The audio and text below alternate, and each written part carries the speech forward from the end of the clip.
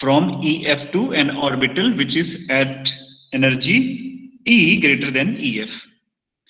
दूसरा इलेक्ट्रॉन क्या बताता है, दूसरा इंटीग्रल क्या बताता है? The second integral, this one I am talking about, this integral tells us the energy needed to bring the electron from some energy state below Fermi level to EF. कैसे? देखो, इसको थोड़ा सा मैथमेटिक्स को appreciate करो, समझने की कोशिश करो, वरना एक छोटी सी इक्वेशन है, रट्टा मार के आप लिख ही दोगे कहीं पे, that's not a big deal, but you should be able to appreciate the physics behind this. So if you see, ये इंटीग्रल हम क्या कह रहे हैं कि ये बता रहा है अमाउंट ऑफ एनर्जी रिक्वायर्ड, या it is related to the amount of energy needed to bring an electron from to EF, Fermi level तक लाने के लिए. कहां से? From an orbital below EF. ऐसा क्यों हम बोल रहे हैं? आपने पढ़ा है, हमने पढ़ा FE क्या बताता है? Probability that some energy state E is occupied by the electron, यही बताता है FE. तो 1 minus FE क्या बताएगा आपको? 1 minus FE will be opposite of that. Opposite means it will tell you the probability that some energy state at E is vacant, right? तो 1 minus FE, ये जो आप देख रहे हैं यहां पे, ये 1 minus FE हम क्यों लाए? इसको थोड़ा फिजिकल मीनिंग देने के लिए हमने रीअरेंज करा. आप रीअरेंज नहीं भी करते तो भी हमारा रिजल्ट्स तो आ ही जाने थे, इंटीग्रेट ही करना था, results could have come. But to see the physical significance of these two integrals, ये हमने किया. So this tells us the probability that some energy state at E below Fermi level or wherever, 1 minus FE तो वही होगा ना, but क्योंकि हम 0 से EF तक ये इंटीग्रल लिए हैं तो इसलिए हम क्या बोलेंगे कि भाई below EF की ही बात करेंगे, ठीक है? तो this tells us the probability that some state below Fermi level is empty, not occupied. 1 minus FE, ठीक है? तो और EF minus E क्या बोलेगा? एनर्जी कॉस्ट या energy difference between the Fermi level and that energy state at E.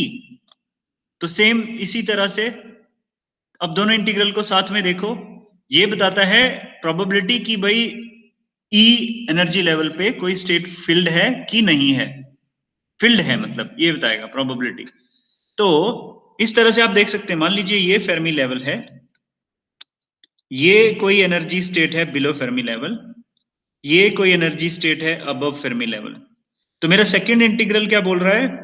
Energy cost involve to bring the electron from some energy state below Fermi level E to EF.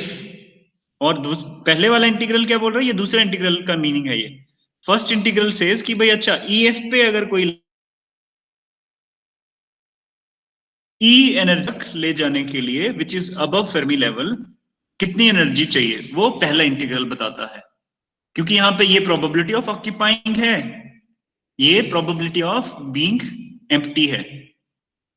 तो same चीज, और यहां पे integral up to 0 to EF है. इसीलिए हम क्या बोल रहे हैं? We are talking here only of the states below Fermi level, because here E must be below EF. दूसरे इंटीग्रल के लिए E क्या होना चाहिए? 0 is less than equal to E is less than equal to EF. Second integral के लिए, ठीक है? और फर्स्ट इंटीग्रल के लिए क्या होना चाहिए? EF is less than equal to E less than equal to infinity, है ना? इंफिनिटी तक जा रहा है वो, ठीक है?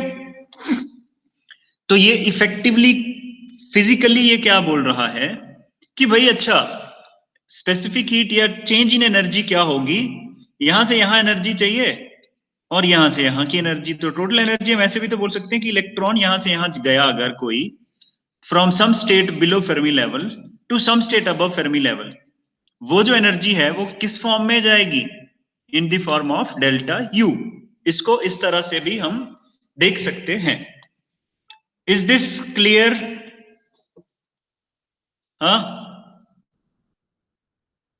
Yes, sir. अच्छा, so once we have this delta U, we can find out specific heat. Rather, this is electronic specific heat. यहाँ पे हम एटॉमिक वाइब्रेशंस का कंट्रीब्यूशन नहीं ले रहे हैं स्पेसिफिक हीट के लिए, हम किसका सॉरी इसमें हम एटॉमिक वाइब्रेशंस का कंट्रीब्यूशन नहीं ले रहे हैं, यहाँ पे किसका कंट्रीब्यूशन है, इलेक्ट्रॉन्स का। तो ये इलेक्ट्रॉनिक स्पेसिफिक हीट बोलेंगे हम इसको। तो सी इलेक्ट्रॉनिक क्या होनी चाहिए, this should be equal to D U over D T, मतलब इसका टेम्परेचर के साथ डेरिवेटिव ले लीजिए, which is going to be equal to integral from 0 to infinity dE E minus EF dF over dt into this is density of state। अब आप बोलोगे तो दो इंटीग्रल थे, एक ही कैसे बचा, है ना? अब आप कहेंगे कि ये तो दो इंटीग्रल्स थे, why we are only left with the single one। तो ओके ये हमने बता ही दिया, the product F E D E in the first integral is the number of electrons elevated, एक minute I am just checking it, give me some time, number of electrons elevated to the orbitals in energy range dE at energy E, okay, the factor this in second integral, ठीक है, the function du is plotted as a in figure 6, just a second, whether I will need this 6 figure or not I need to check for you, okay चलो। तो heat capacity अगर आप देखते हैं that we can obtain by differentiating this, that is fine। The only temperature dependent term in 27 is Fe, yes, इसमें temperature dependent term क्या है सारे खेल में, सिर्फ ये है Fe, वो Fe यहां भी बैठा हुआ है, यहां भी। हम ये मानते हैं कि भाई डेंसिटी ऑफ स्टेट जो है वो टेम्परेचर इंडिपेंडेंट है, डेंसिटी ऑफ इलेक्ट्रॉनिक स्टेट इसका कहीं भी, क्योंकि वो e raised to the power half type है ना dependence for free electron gas, अभी हमने देखा ही था। तो dE is independent of temperature, उसमें टेम्परेचर का कोई फैक्टर नहीं आता है। The only thing which depends upon temperature is Fe। तो अगर आप इस इंटीग्रल को, इन दोनों इंटीग्रल्स को मतलब डिफरेंशिएट करोगे तो आपको टेम्परेचर डिपेंडेंट फैक्टर किस किस में मिलेगा, एक तो ये पहली टर्म जिसमें सिर्फ ओके इसको रीअरेंज कर लेते हैं, चलो कर ही लेते हैं डेरिवेटिव फटाफट से। आप अपनी नोटबुक पे करो जरा, मैं यहाँ पे करके देखता हूँ इतने छोटे से स्पेस में कितना कर पाता हूँ। So you have to take derivative with respect to U temperature, और derivative with respect to temperature को del F over del T से ही रखो, अभी इसको पूरा एक्सक्लूसिवली सॉल्व मत करो। फिर देखो कि ये ऊपर की चार टर्म्स को हटाने के बाद हमें दो टर्म्स ये मिलता है कि नहीं मिलता है, दो टर्म छोड़ो। यहाँ पे ध्यान रखो, देखो एक तो 0 टू EF है ना, और एक EF टू इन्फिनिटी है, तो दोनों को हम कंबाइन करेंगे, कुछ कुछ कैंसिल हो जाएंगी चीजें, और ये जो इंटीग्रैंड है ये कॉमन रहेगा दोनों में, तो इसीलिए एक 0 टू EF होगा, एक EF टू इन्फिनिटी होगा, इसलिए 0 टू इन्फिनिटी कर देंगे। इसको करके देखो आ रहा है या नहीं आ रहा है। सभी अपनी कॉपी पे करो फटाफट और मुझे बताओ once it is there with you.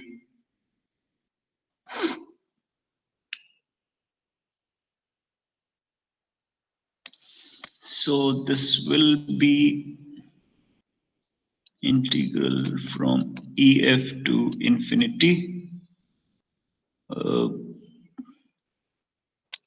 dE minus EF, this will be as such dF over dt into DOS, तो यहाँ DOS लिख देते हैं, plus integral from 0 to EF dE again EF minus E, है ना, वन वाली जो term होगी ये वाली, ये जीरो हो जाएगी क्योंकि इसमें टेम्परेचर है ही नहीं, तो हमारे पास सिर्फ एक ही टर्म बचेगी dF over dt into DOS, ठीक है। और इन दोनों टर्म्स को देखते हैं अगर हम, तो यहाँ पे EF minus E minus EF है, अच्छा यहाँ पे माइनस आ जाएगा प्लस की बजाय, because there is a minus sitting here, this one right, not this one but ये वाला माइनस, सॉरी ये जो दूसरा वाला माइनस है इसकी वजह से यहाँ पे प्लस की बजाय माइनस हो जाएगा ये वाला। तो ये हमारा क्या हो जाएगा, इसको उल्टा कर सकते हैं हम, E माइनस ई एफ लिख सकते हैं, मतलब यहाँ पे E माइनस ई एफ, और इसको बना सकते हैं प्लस। तो अब आप देख सकते हो कि सेम हो जाएगा ये। थोड़ा खराब खराब सी हैंड राइटिंग है, बट आई मीन स्क्रीन पे मैं इतना ही बेहतर लिख पा रहा हूँ। तो you can see this is from 0 to E F and this goes from E F to infinity, और इंटीग्रैंड सेम होगा अंदर। So that is why this became integral from 0 to infinity dE e minus EF dF over dt into dE, the dose density of state. आई गया होगा सबका वैसे? ठीक है, फिर भी किसी का कंफ्यूजन लग रहा है किसी को तो पूछ सकते हो, I can try to explain it. If someone find it confusing please let me know. Okay, clear है, सीधा सीधा है, सिंपल है। So then let us move ahead. अब ये अगर ये है हमारा इलेक्ट्रॉनिक स्पेसिफिक हीट, इसको थोड़ा फर्दर सॉल्व करें अगर हम, and let us focus our attention only for the temperatures of practical interest. और टेम्परेचर्स ऑफ प्रैक्टिकल इंटरेस्ट वही होंगे जिनके लिए कि टाउ डाल दिया है ना, टाउ टाउ क्या आ गया यहाँ पे, tau is 1 over KBT. Tau हम बोल देते हैं for time being 1 over, sorry या इंटरेस्ट। ओके, टाउ इज, एक मिनट में कंफ्यूजन कहीं मैं गलत तो नहीं बोल रहा हूँ, let me cross check. Tau इसको क्या बोला है, ये टाउ 1 ओवर केबीटी ही होता है वैसे। इट इज केबीटी है ना, दिया हुआ इसमें कहीं पे, tau is KBT, ratio of energy है, तो हाँ ये डायमेंशनलेस क्वांटिटी होगी। सो टाउ जो है वो केबी इंटू टी ले लेते हैं, डिवाइडेड बाई ई एफ ले लेते हैं, फेर्मी एनर्जी है ना। तो टी मतलब ये टेम्परेचर से रिलेटेड है, टाउ जो पैरामीटर है। हम ये कह रहे हैं कि भाई at temperatures of practical interest, इससे हमारा मतलब क्या है, to be less than 0.01 means Fermi temperature. यहाँ पे ई एफ को मैं क्या लिख सकता हूँ, के बी इंटू टी एफ, है ना, के बी इंटू टी एफ बोल सकता हूँ, के बी से के बी गया, so T over T F. So practically T F is very high, of the order of 10 raise to the power 4। आपको ध्यान होगा हमने निकाला था, ये टेबल भी मैं दिखाया था आपको। और 10 रेज टू पावर 4 के ऑर्डर का होता है केल्विन में temperature, T F Fermi temperature. पर रियल सेंस में या रियल लाइफ में जो भी मेटल्स की हम हीट कैपेसिटी वगैरह मेजर करते हैं, we don't go all the way up to 10 raise to the power 4, क्योंकि उतने हाई टेम्परेचर पे जाओगे तो मेटल पहले मेल्ट ही हो जाएगी वो, है ना, उसका स्ट्रक्चर ही स्टेबल नहीं होगा। तो और अदर प्रैक्टिकल कंस्ट्रेंट्स हैं जिसकी वजह से हम इतने हाई टेम्परेचर तक स्पेसिफिक हीट किसी मेटल की नहीं मेजर कर सकते, है ना। तो जिस प्रैक्टिकल रेंज में हमें यूजुअली मेजर करना होता है, it may be below room temperature or maybe somewhat above, कुछ 200 केल्विन, 500 केल्विन, 1000 केल्विन मैक्सिमम, है ना, कुछ इस रेंज में ही हम स्पेसिफिक हीट मेजर करते हैं। अगर मैं 1000 केल्विन भी बोलता हूँ, 1000 केल्विन, तो भी ये 10 रेज़ टू पावर 4, तो of the order of 10 raise to power -1 हुआ ये, है ना, मीन्स 0.1। बट 1000 भी, और Fermi temperature 10 raise to power 4 ही नहीं होता सभी मेटल्स का। देखो थोड़ा नजर मार लेते हैं दोबारा, जो फेर्मी टेम्परेचर है, if I have a table, वो कहाँ गया, एक सेकेंड, फेर्मी टेम्परेचर का टेबल यहाँ था, देखो यहाँ पे अगर आप देखोगे Fermi temperature of the order of 10 to power 4, but 5 into 10 to power 4, 10 into 10 raise to the power 4 भी हो सकता है ना, तो 10 टू पावर 4 या 10 टू पावर 5 के ऑर्डर का रहेगा, है ना। तो प्रैक्टिकल रेंज, और for the temperature range of practical interest हम क्या बोल सकते हैं कि भाई T ओवर टी एफ, जिसको हम टाउ ओवर ई एफ बोल रहे हैं, वो लेस देन 0.01 के आसपास रहेगा। और अगर ऐसा है, अगर हम उस टेम्परेचर रेंज की बात कर रहे हैं, ठीक है, तो उस केस में अब आप फेर्मी डिराक डिस्ट्रीब्यूशन फंक्शन देखिए जरा। Let me go back and try to show you that Fermi-Dirac distribution function. I think कहाँ जैसे it is somewhere तो पीछे है थोड़ा, just a minute, हाँ। Fermi-Dirac distribution function, हाँ इसको देखिए। अब ये जो बोल रहा है, ये जो चेंजेस हैं, ये जो रीजन है, यहाँ से देख सकते हैं, ओ सॉरी हाईलाइट ही नहीं हुआ, ये जो रीजन है एक्चुअली, एक second let me clear this junk. Okay, so I am talking of this region actually. I am sorry, ये थोड़ा गड़बड़ चल रहा है मेरा माउस. ये जो फेर्मी लेवल के आसपास का रीजन है, इसकी बात कर रहा हूं मैं. ठीक है, तो D F over D T for low temperatures, ये 5000 केल्विन बोल रहा है. ये यहां पे ये जो कर्व है, ये 5000 केल्विन के आसपास की है ये. तो यहां पे अगर टेम्परेचर के साथ डिविएशन देखें, ये 500 केल्विन है ना. तो आप अगर 5000 केल्विन तक भी बात करते हो, which is very very high temperature, तो भी मेरा D F over D T जो है फाइनाइट कहां पे होगा, सिर्फ इसी रेंज में. ठीक है, और practically 500 kelvin which is very high temperature, लगभग 200 डिग्री सेल्सियस रफली, है ना, रफली 200 डिग्री सेल्सियस के आसपास का टेम्परेचर जो होता है, या क्लोज टू, तो वहां पे हम देखेंगे कि जो हमारा डीएफ ओवर डीटी है वो नॉन जीरो कहां पे होगा, only in this narrow range. DF over DT मैं एक बार फिर से हाईलाइट करके दिखा देता हूं. For temperature of something like 500 Kelvin, dF over dt will be non-zero in this narrow range. This narrow range, एक second. In this narrow range, it will be non-zero. ठीक है, तो इसका मतलब इसके नीचे तो टेम्परेचर, चाहे आप 0 केल्विन वाली कर्व लेंगे या फिर 500 केल्विन वाली, इस रेंज में दोनों में कोई फर्क नहीं है. Means dF over dt in the remaining region is 0. तो इसका मतलब for temperatures of practical interest हमें फेर्मी लेवल के आसपास ही चीजें देखने की आवश्यकता है. फेर्मी लेवल के बहुत ऊपर या बहुत नीचे जाने की आवश्यकता नहीं है for the temperatures of practical interest. I hope that is clear to you.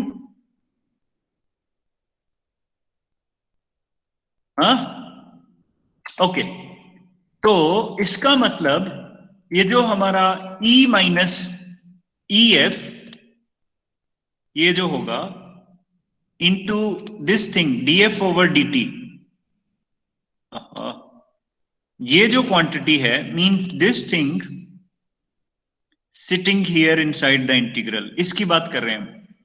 ये जो क्वांटिटी है ये नॉन जीरो, या it will have some kind of this behaviour, इस तरह का शेप होगा इस कर्व का. मैं बिना एक्चुअली इवेलुएट करे इस कर्व के शेप को एस्टिमेट कर सकता हूं इस तरह से, और वो जीरो होगा मोस्ट ऑफ द पॉइंट्स पे except for near Fermi level.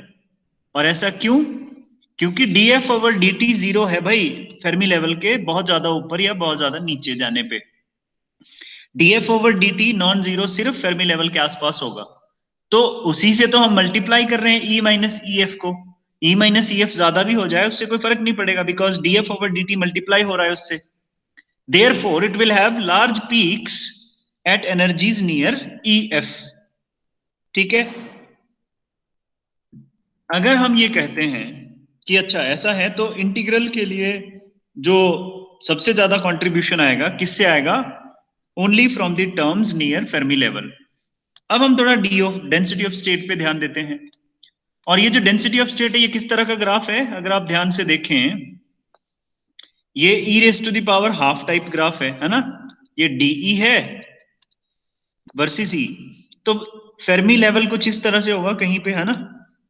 अगर हम फेर्मी लेवल के बहुत पास देखते हैं इस ग्राफ को, इस रीजन में, तो इस रीजन में बहुत शार्पली वेरिंग फंक्शन नहीं है ना, स्मूथली वेरिंग फंक्शन है. और जितना इसकी विड्थ कम होगी और जितना टेम्परेचर कम होगा ये विड्थ कम होगी.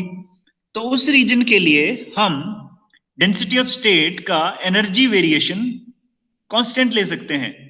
We can neglect the variation of density of state with energy, और हम डीई को सिर्फ ये लिख देते हैं कि डीईएफ ही ले लें. क्यों ना हम डीईएफ की वैल्यू ले लें, density of state at Fermi level की वैल्यू ले लेते हैं, और उसको कांस्टेंट मान लेते हैं, तो उससे हमारी लाइफ थोड़ी सिंपल हो जाएगी।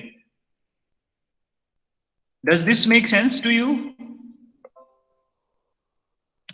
क्यों जी? Yes sir. है ना?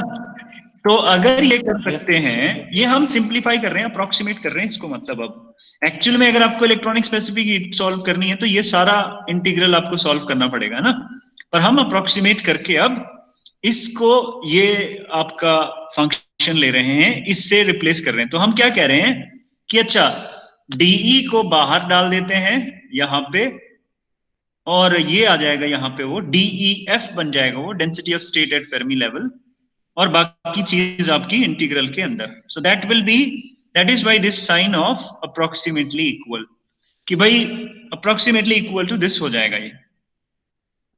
अब हम DF ओवर DT पे ध्यान दें थोड़ा, और ये भी देखें कि अच्छा, D Fermi Dirac distribution function क्या था वैसे?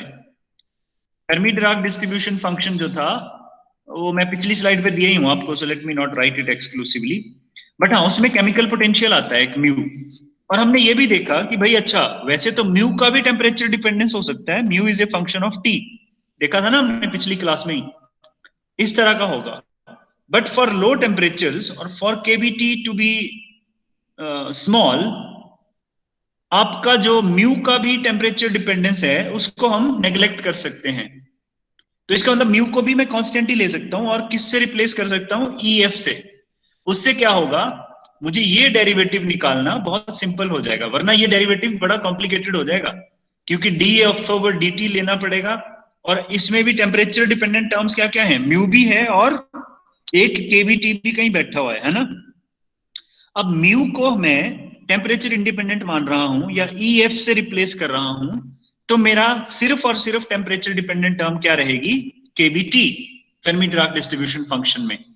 तो मुझे इस इंटीग्रल को सॉल्व करना काफी आसान हो जाएगा, इस डेरिवेटिव को निकालना और फिर इंटीग्रल को सॉल्व करना, मतलब। और ये जो हमने अप्रोक्सीमेशंस मानी, ये कोई ऐसे हवा में नहीं है, इसका एक फिजिकल बेस है ना, कि भाई अच्छा, केबीटी स्मॉल अगर है तो ये लगभग स्लोली वेरिंग फंक्शन होता है, तो इसको मैं कांस्टेंट ही मान सकता हूं इस रीजन में, ये वाले रीजन में, है ना, तो जस्टिफाइड है।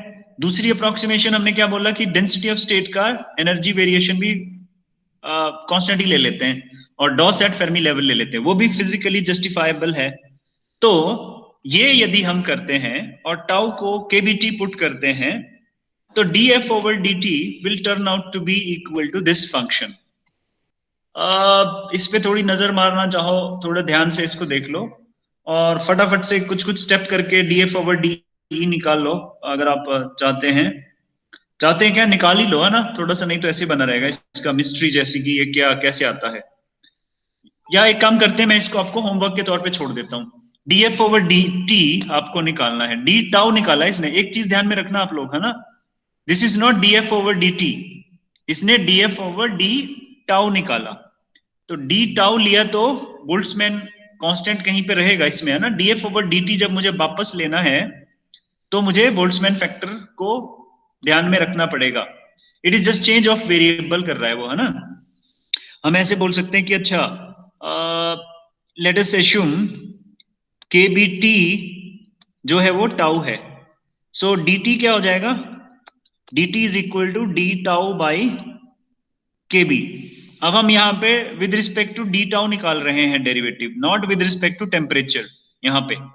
तो मुझे वापस जब DT चाहिए होगा तो क्या करना पड़ेगा?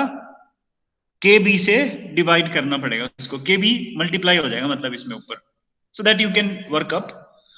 वो थोड़ा सा ऐसे ही लाइफ को सिंपल रखने के लिए किया होगा इसने, आप टेम्परेचर को लेके भी कंटिन्यूसली कर सकते हो, फाइनल रिजल्ट आपका सेम ही आएगा, ठीक है।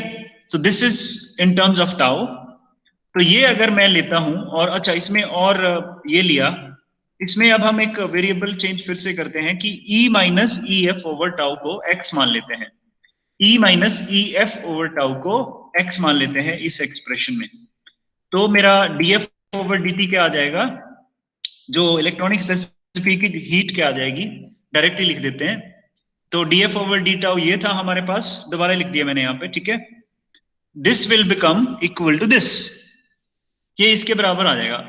अभी टेम्परेचर ला दिया हमने इन्होंने पिक्चर में, तो के बी स्क्वेयर इसलिए हो गया वो, ठीक है, K B square into T density of state at Fermi level, और एक्स को रिप्लेस करा। ये सारा कुछ जब आप चेंज ऑफ वेरिएबल करोगे, यहाँ पे देखोगे डीई से डी एक्स में लाओगे, तो आपके पास के बी का फैक्टर ये वो जो भी आएगा, so finally you will get this number. Again मैं स्टेप्स आपके लिए छोड़ देता हूं, ठीक है, आप इसको करिए। अगर नहीं आ रहा है then you can ask me, we can discuss it in the next class. तो यहां से मेरे पास इलेक्ट्रॉनिक स्पेसिफिक हीट ये आ जाएगी, ठीक है। अब हम क्या करते हैं, एक काम करते हैं कि भाई ये जो लोअर लिमिट है इसको हम इंफिनिटी बना सकते हैं बड़े आराम से। क्यों बना सकते हैं?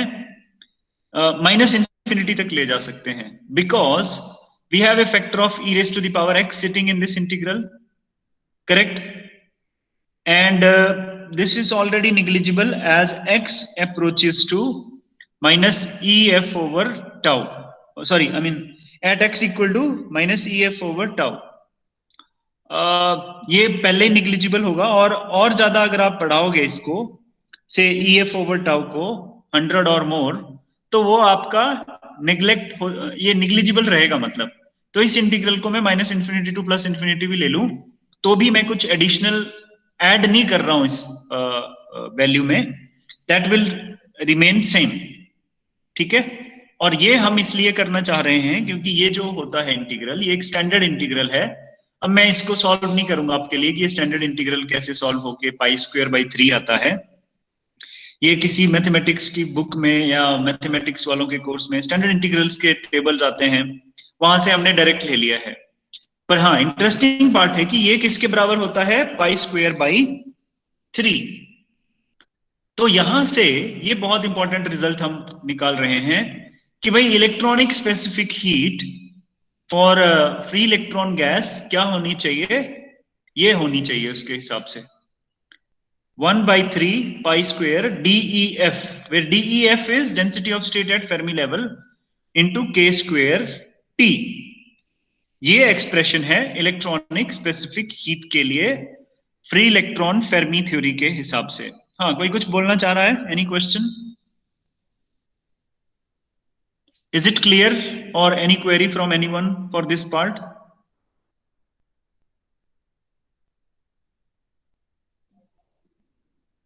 No sir.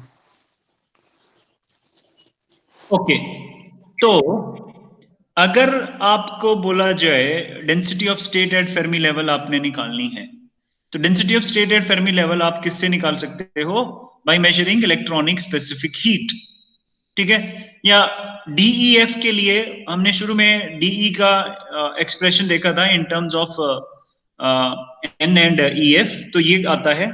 तो यहां पे अगर मैं ईएफ की वैल्यू पुट करूं तो डीईएफ को मैं इस एक्सप्रेशन से भी लिख सकता हूं। तो जो हमने एक रफ सा एक्सप्रेशन निकाला था शुरू में, क्रूड एक्सप्रेशन, वो एक्सप्रेशन एक्चुअली ऐसा होना चाहिए फॉर इलेक्ट्रॉनिक स्पेसिफिक हीट, ठीक है।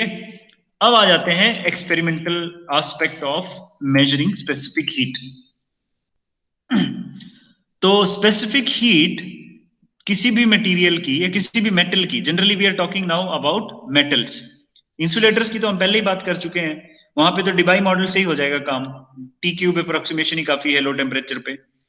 बट लो टेम्परेचर पे मेटल्स के लिए स्पेसिफिक हीट कुछ इस तरह का एक्सप्रेशन रहेगा, ठीक है, where this first term is the electronic contribution, second term is phononic contribution atomic vibration से। और मान लीजिए आप किसी मटेरियल के लिए स्पेसिफिक हीट मेजर करते हो as a function of temperature, तो उससे हम क्या क्या फिजिक्स निकाल सकते हैं? हम क्या कर सकते हैं, स्पेसिफिक हीट को C/T कर लेते हैं और C/T को टी स्क्वेयर के साथ प्लॉट करते हैं, ठीक है। So this is a typical plot of T square versus C/T for potassium, one of the metals. So that will be a straight line. अगर आप इसको देखते हैं, इस इक्वेशन को मैं ऐसे कह सकता हूं y को अगर मैं C/T बोलूं और T स्क्वेयर को मैं x बोल देता हूं, तो मेरी ये इक्वेशन क्या बन जाएगी? y is equal to gamma plus ax, ऐसे बोल सकते हैं ना, y is equal to gamma plus ax। तो ये जो है ये इक्वेशन ऑफ स्ट्रेट लाइन हो जाएगी, where a which is called slope of the straight line, slope of this straight line is related to what? divide temperature। आप divide t cube approximation देखे थे, मैं भूल गया इसको लगाना, यहाँ पे लगाना चाहिए था वो। इसको आप जाके अपनी बुक में देख लेना कि डिवाइड टी क्यूब अप्रोक्सीमेशन में, एक मिनट रुको मैं फटाफट से लगाई देता हूँ। What is the time? अभी है हमारे पास 5 मिनट तो मिल ही सकते हैं मुझे। Can I get your 5 minutes? Of course, sir. Okay, so I'm just getting 5 more minutes। मैं आपको वो दिखा दूं ना, ताकि मिस्ट्री नहीं रहेगी, नहीं तो आप पता नहीं देखोगे नहीं देखोगे। तो मैं एक बार डिवाइड टी क्यूब लेके आ जाता हूँ, मैं डाला नहीं यहाँ पे। Debye T cube approximation, okay, where is Debye T cube? या तो ये है हमारा डिवाइड टी क्यूब, यस।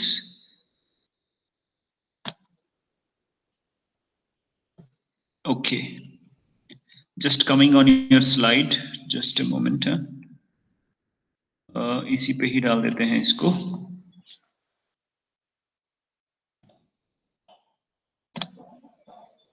इसको हटा देते हैं, इसको मैं अगली कक्षा में बात करूंगा, एम थर्मल वाला क्या फंडा है। तो ये हमारा है दिस, और गामा को भी ले आते हैं पिक्चर में, यहां से इसको ले लेते हैं। This is our gamma, okay. So चलो, इफेक्ट तो है ही नहीं किसी में, तो इसको भी हटा ही देता हूं। अब इसको देखते हैं, let me come back to you. Okay, चलिए अब इसको देखो ध्यान से जरा। ये एक्सप्रेशन है, ये मैंने प्रीवियस चैप्टर से कॉपी पेस्ट किया अभी। तो ये जो मेरा specific heat C by T versus T square जो लाइन लीनियर फिट आया, इसका जो स्लोप है m, वो स्लोप क्या था? a, right? a होगा ना, और a होना क्या चाहिए बाय द वे? ये डिवाइड टी क्यूब अप्रोक्सीमेशन से लाया मैं।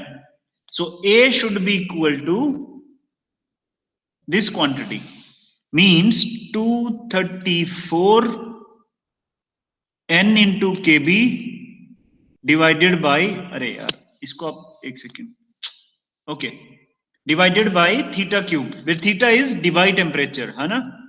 ये आना चाहिए, ये के बी, सॉरी यहां पे के बी होना चाहिए, बोल्ट्जमैन कांस्टेंट, ठीक है? तो मतलब अगर मुझे स्पेसिफिक हीट मेजरमेंट है, इसको मैं हटा ही देता हूं, ये जो मैं कचरा यहां फैलाया, क्योंकि ये बहुत खराब सा लिखा गया है। दोबारा इसको हाईलाइट कर देता हूं। ये आपका है ए, दिस पार्ट। सो अगर मैं ए को निकाल, ये मैंने मान लीजिए एक्सपेरिमेंटली मेजर किया और उससे स्लोप निकाला। अब स्लोप की कोई वैल्यू आई मेरे पास, इस स्लोप का फिजिकल मीनिंग क्या? एन मेरे पास फिक्स्ड है, ठीक है? N is related to number of atoms, या एवोगाड्रोस नंबर, कितने एटम, मैं अगर मैं मोलर स्पेसिफिक हीट प्लॉट करता हूं, है ना, पर मोल ही है ये, मान लीजिए ये पर मोल है, तो एन क्या लेना पड़ेगा मुझे 1 मोल के लिए? एवोगाड्रोस नंबर, क्योंकि 1 मोल में कितने एटम्स होंगे? Avogadro's number. So N fixed है, के बी फिक्स्ड है, ये स्लोप मुझे पता है। अगर ये सब मुझे पता है तो मैं वहां से थीटा निकाल सकता हूं, डिवाइड टेम्परेचर। डिवाइड टेम्परेचर क्या होना चाहिए? स्लोप, है ना, slope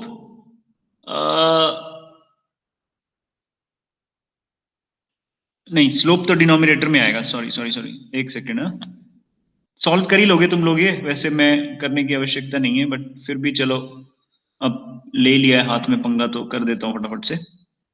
so what this will B?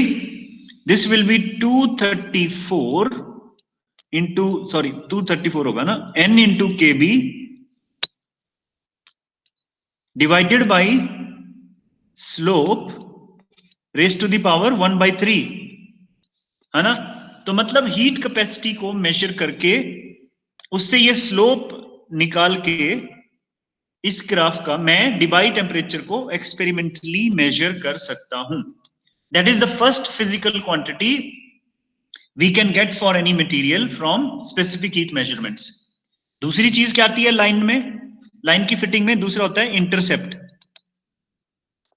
है ना। So intercept is related to gamma, gamma है इंटरसेप्ट। गामा को हम सोमरफील्ड कांस्टेंट भी बोलते हैं, सोमरफील्ड कांस्टेंट, क्योंकि सोमरफील्ड थ्योरी से आया था, है ना। और गामा किससे रिलेटेड है? Gamma is related to this guy here, है ना। तो गामा किसके बराबर होगा? यहां से आप पुट कर सकते हो 1/3 रादर पाई स्क्वायर बाई 3, ऐसे बोल सकते हैं, DEF इंटू KB स्क्वायर। ये गामा होगा क्योंकि गामा इंटू टी होती है स्पेसिफिक हीट, है ना। तो टी तो हमने ऑलरेडी वो कर रखा है, डिवाइड कर रखा है लेफ्ट हैंड साइड में, तो ये आ जाएगा। अब इसमें भी पाई, 3, KB, ये सभी फिक्स्ड नंबर्स हैं, दीज आर कॉन्स्टेंट्स। तो अगर मुझे इंटरसेप्ट पता है तो वहां से मैं क्या निकाल सकता हूं? DEF की value means what will be electronic density of state at Fermi level for any material, वो हम गामा से निकाल सकते हैं। अब इसी डेटा को उठा लीजिए और ये डेटा ले लीजिए, आप पोटेशियम का डेटा है, ठीक है। इसके लिए आपके पास स्लोप है, गामा भी है। इन दोनों से आपने असाइनमेंट के तौर पे दे रहा हूं, डिवाइड टेम्परेचर एस्टिमेट करना है इसका, पोटेशियम का, फिर इसको मेजर एक्सपेरिमेंटल वैल्यू से भी चेक करना, और दूसरा आपने निकालना है density of state at Fermi level for potassium, वो कितनी होनी चाहिए। ये असाइनमेंट है आपका। प्लस असाइनमेंट थोड़ा ध्यान से सुन लो, एक तो DEF आएगी इससे, ठीक है, ओके। और DE का मेरे पास एक एक्सप्रेशन भी होता है ना, e⁻½ पे प्रोपोर्शनल होती है, और जब मैं E equal to EF put कर दूंगा तो मेरे पास DEF हो जाएगी वो, जब मैं E को EF कर दूंगा। बाकी तो कांस्टेंट नंबर्स हैं। और मुझे EF पता है, EF किस पे रिलेटेड होती है, किससे जुड़ी होती है? इलेक्ट्रॉन डेंसिटी से। आपने DEF एक तो ये यहां से निकालनी है, ये स्पेसिफिक हीट से। दूसरा आपने क्या करना है, DEF आपने निकालनी है डेंसिटी ऑफ स्टेट का जो एक्सप्रेशन है वहां से, और उसमें इलेक्ट्रॉन डेंसिटी की वैल्यू पुट करनी पोटेशियम के लिए, जो कि आप इस टेबल में भी पड़ी होगी आपके पास, है ना, देख सकते हो आप। ये जो टेबल में दिखाया था आपको, वहां से भी मिल जाएगी आपको। तो दोनों को मैच कराना है कि अच्छा, जो स्पेसिफिक हीट से ये इलेक्ट्रॉन कंसंट्रेशन है, देखो, तो पोटेशियम दिया है तो 1.4 इंटू 10⁻22 पर सेंटीमीटर क्यूब होगी। वो कन्वर्शन आपने खुद करनी है। और स्पेसिफिक हीट से जो DEF आएगा, और जो सोमरफील्ड थ्योरी से जो आ रहा है DEF, मतलब वो डॉस का e⁻½ डिपेंडेंस जब ले लोगे, वो दोनों देखना है कितने आते हैं, और डिवाइड टेम्परेचर निकालना है, और उसको एक्सपेरिमेंटल से मैच करना है, देखना है कितना होता है। Is this clear? Assignment clear है सबको? Is the assignment clear? That's what you have to do. I will upload it, ठीक है। तो ये करके रखना है। Well, that's all for today. Attendance फटाफट साइन करो, and thank you for giving your extra 5 minutes to me. चलो, और meanwhile you are signing your attendance. आपका जो मैंने कल इंटरेक्शन प्लान किया है, उससे पहले मैं एक गूगल फॉर्म आज प्लान बनाऊंगा, और उस गूगल फॉर्म का लिंक आप लोगों को भेज दूंगा, या गूगल क्लासरूम से ही शेयर कर दूंगा, ठीक है। उस गूगल फॉर्म में आपकी कोर्सेज से रिलेटेड जनरल क्वेरीज होंगी, तो वो क्वेरीज को आपने ऑनेस्टली आंसर करना है। फॉर एग्जांपल, कितना % कवर हो गया आपका सिलेबस, क्लासेस कैसी चल रही हैं, कोई दिक्कत तो नहीं आ रही है, लैब्स का क्या स्टेटस है, ब्ला ब्ला, जो भी क्वेश्चंस होंगे वो आपको मैं बता दूंगा, मतलब वहां पे होंगे। तो अकॉर्डिंगली आप सभी प्लीज उनको ऑनेस्टली आंसर करें, ताकि ये फीडबैक रिपोर्ट मैं डिपार्टमेंट में प्रेजेंट कर सकूं HOD को, ठीक है। So, well, that's all for today. Thank you very much.